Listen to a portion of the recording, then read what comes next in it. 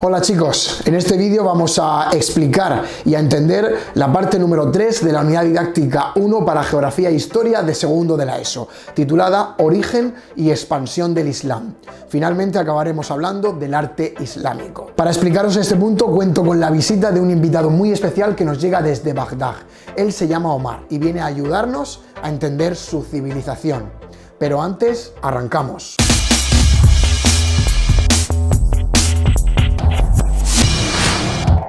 Hola chicos, ¿qué tal? Soy Omar Ibn Hud, vengo desde la lejana Bagdad y como os ha dicho Blas, estoy aquí para intentar ayudaros a entender mejor mi cultura, mi arte, mi religión, mis costumbres. No sé si estoy hablando en árabe o en polaco o ruso, quizás.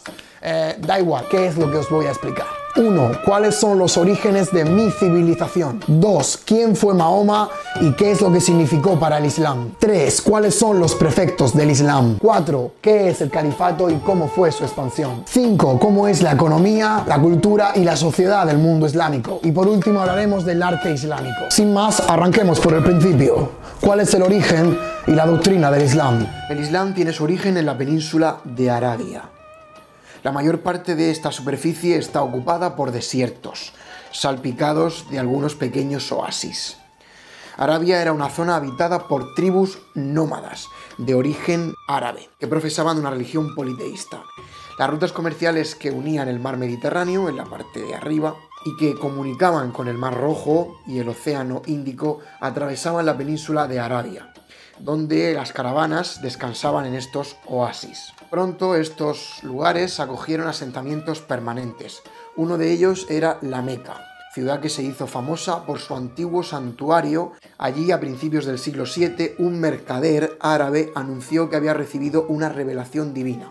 Se llamaba Mahoma y es el protagonista de nuestra historia. En esta imagen de abajo podemos observar cómo eran las caravanas de comerciantes que atravesaban la península arábica y se detenían en esos pequeños oasis para poder beber los camellos y para poder descansar. Vamos a aprender ahora quién era Mahoma. Mahoma nació en el año 570 después de Cristo, en la ciudad de la Meca. Desde niño se dedicó al comercio como sus padres, aunque desde muy joven se quedó huérfano. A los 40 años volvió a la Meca tras un viaje y anunció que había tenido una visión divina.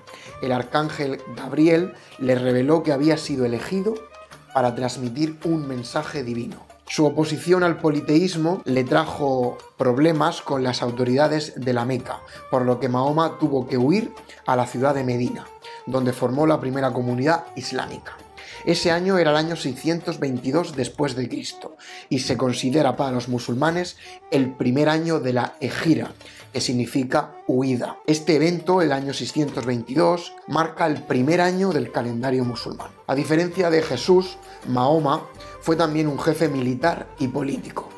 Es por ello que en Medina Mahoma proclamó la yihad o guerra santa contra la Meca, a la que venció con ayuda de un ejército.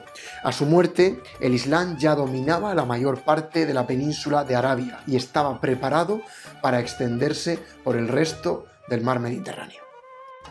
Si hablamos de la doctrina del Islam, tenemos que tener claro que la palabra Islam significa sumisión a Dios. El Islam es una religión monoteísta, es decir, creen en un único Dios. Este Dios ellos lo llaman Alá. El Islam se apoya sobre 5 preceptos básicos. Profesión de fe, que quiere decir que no hay más Dios que Alá y Mahoma es el profeta. Oración. Los fieles deben rezar 5 veces al día en dirección a la Meca. El viernes oran en la mezquita. Peregrinación a la Meca, al menos una vez en la vida, si la salud y los medios económicos lo permiten.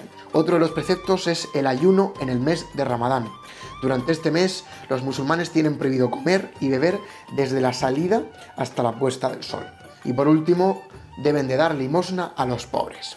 El Islam cuenta con varios lugares santos o sagrados para ellos. En esta diapositiva podemos ver varios de ellos. El número 1 corresponde a la ciudad de la Meca, donde se ubica el santuario de la Kaaba. El número 2 corresponde a la ciudad de Medina, donde se encuentra la mezquita del profeta. Mahoma realizó ahí la primera mezquita. Y el número 3 es la mezquita de la Cúpula de la Roca, situada en Jerusalén, levantada en el lugar desde que, según la tradición, Mahoma ascendió al 6º cielo. El santuario de la Kaaba es el lugar sagrado o más importante, más sagrado para los musulmanes. En la actualidad es un recinto de piedra, carente de ventanas y cubierto con un manto negro, que contiene dentro los textos del Corán. Hablemos ahora del califato y la expansión del Islam. Al morir Mahoma, los árabes eligieron a un sucesor, o califa. Se trataba de un jefe político y religioso. Hubieron varios sucesores, varios califas, los primeros califas, pero pronto surgieron conflictos. Pues bien, a la muerte del tercer califa, del tercer sucesor de Mahoma, se desencadenó una guerra civil entre los partidarios del sucesor de este tercer califa, Alí, que era el yerno del profeta, o los de la familia Omeya, otra familia independiente que también quería subir al trono. La victoria de estos últimos convirtió el califato en hereditario y la capital se trasladó desde la Meca a Damasco. Empezó el califato Omeya. A partir de este momento también el Islam se escindió en dos ramas debido a esta guerra civil que hubo. Por un lado tenemos la rama mayoritaria o sunita, que practica una religión más relajada. Son partidarios del gobierno del Islam sin tener en cuenta el parentesco con Mahoma. Por otro lado tenemos una minoría o chiita, que son integristas, que consideran que el Islam ha de ser dirigido solamente por los sucesores de Mahoma. A mediados del siglo VII, una revuelta acabó con el poder de los omeyas. Terminó el califato omeya y pasó a ser gobernado por una nueva dinastía, la de los abasíes, que fundaron una nueva capital, esta vez en Bagdad, la actual Irak. Si hablamos de la expansión del Islam, debemos de tener muy claro que esta se produjo de una forma muy rápida. Los primeros califas derrotaron primero al imperio persa y arrebataron provincias al imperio bizantino. Tras dominar el norte de África, penetraron en Europa y conquistaron el reino visigodo de Toledo. Finalmente, las luchas internas debilitaron el imperio de los abasíes. Estos califas no fueron capaces de mantener la unidad, así que en el siglo X ya había tres califatos: el de Bagdad, el de Egipto y el de Córdoba. No solo las luchas internas debilitaron el imperio, los abasíes también tuvieron que soportar ataques exteriores. Por un lado tenemos a los cruzados occidentales, que eran guerreros, reyes occidentales de los reinos cristianos que acudieron a Tierra Santa con la intención de recuperar Jerusalén para la cristiandad. Por otro lado, los mongoles, que eran unos guerreros nómadas procedentes de Asia Central, intentaron también atravesar el imperio abasí destruyendo Bagdad. Y por último, los turcos, otro pueblo de Asia Central, esta vez convertido al Islam, fueron conquistando poco a poco los territorios musulmanes desde el este hasta el oeste, fundando el Imperio Otomano. Estos se apoderaron de Constantinopla en el año 1453, fecha que debemos conocer pues que es el fin de la Edad Media. Ahora vamos a hablar de la economía, la sociedad y la cultura islámica. Empecemos por la economía del mundo islámico. La base de la economía árabe era la agricultura y la ganadería. Los árabes mejoraron los sistemas de regadío e introdujeron nuevos cultivos como el arroz, la naranja o el algodón. Por otro lado, el mundo islámico era principalmente urbano. Por este motivo, el comercio y la artesanía fueron muy importantes. Por otro lado, las rutas comerciales atravesaban desiertos y mares, desde la península ibérica hasta Arabia, continuaba hacia China, etc. Los sistemas monetarios islámicos fueron muy importantes. Las monedas de oro y plata acuñadas por los califas se utilizaban en todo el Mediterráneo. En cuanto a la cultura, los árabes tuvieron una muy avanzada.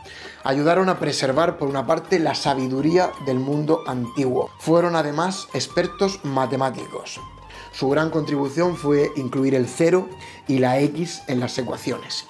Muchos términos matemáticos de hoy en día son de origen árabe, como el álgebra, el algoritmo o la cifra. Por otro lado, destacaron en la observación de la naturaleza, perfeccionando el astrolabio. Por último, sus exploraciones también fueron clave en el desarrollo de la geometría. El contacto que tenían los árabes con las civilizaciones orientales, debido al comercio, convirtió a estos en transmisores de inventos, tan importantes como el papel, la pólvora o la brújula. El mundo musulmán presentaba una división basada en criterios religiosos. ¿Qué quiere decir esto? Que los habitantes del Imperio Islámico se dividían en musulmanes y no musulmanes. Por un lado, los musulmanes se dividían en árabes y muladíes. Los árabes eran los descendientes de los primeros conquistadores que procedían de la península de Arabia. Estos eran una minoría que concentraba todos los privilegios, poseían terrenos, riquezas y dirigían la vida política, es decir, la clase más alta. Después nos encontramos con los muladíes, que eran los habitantes de los territorios que habían sido conquistados por los árabes. Estos finalmente acabaron convirtiéndose al Islam, compartiendo religión, costumbres y lenguas con los árabes. Por otro lado, tenemos a los no musulmanes, o dhimíes. Eran miembros de otras religiones, como el cristianismo o el judaísmo. Los árabes los protegían y les permitían practicar su religión, pero podían hacerlo mediante el pago de impuestos. Por último, el escalón más bajo de la sociedad estaba ocupado evidentemente por los esclavos, porque sí, también en la sociedad musulmana habían esclavos. Estos se ocupaban de las tareas agrícolas, del servicio doméstico, etc. Y finalmente solo nos queda hablar de cómo era el arte islámico. La sociedad musulmana era principalmente urbana, es decir, solían vivir en las ciudades. Estas eran centros de vida económica, religiosa y cultural, y en ellas convergían las grandes rutas comerciales. Las ciudades fundadas por los musulmanes solían tener unas características muy específicas. Por un lado, solían estar amuralladas y sus calles eran estrechas, con un trazado irregular. La Medina era la parte central de la ciudad, donde vivían los poderosos. Alrededor de la Medina se situaban los arrabales o barrios populares. La mezquita Al-Jama era el lugar de culto más importante de la ciudad, como si fuera la catedral cristiana. Por otro lado, el Alcázar era el palacio donde residían las autoridades. A veces estaba protegido por lo que se llamaba una alcazaba o un recinto amurallado dentro de la propia muralla de la ciudad. En la imagen lo podemos observar aquí arriba. Las viviendas de la clase social media y baja solían encontrarse edificadas en los arrabales o barrios residenciales.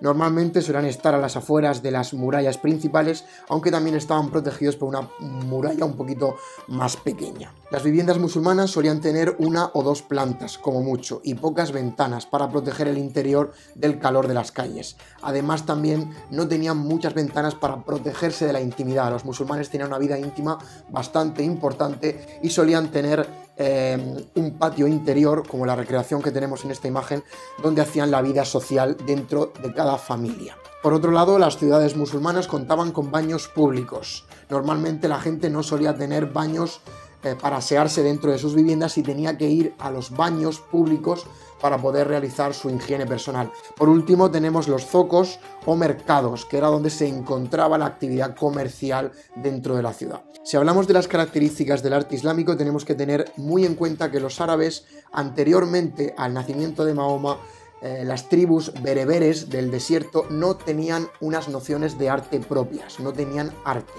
Por lo tanto, a raíz de la creación del Islam, los elementos artísticos que fueron adoptando los árabes los fueron cogiendo de diferentes culturas, romana, bizantina, visigoda, persa, para terminar creando ellos mismos un estilo artístico único y muy característico.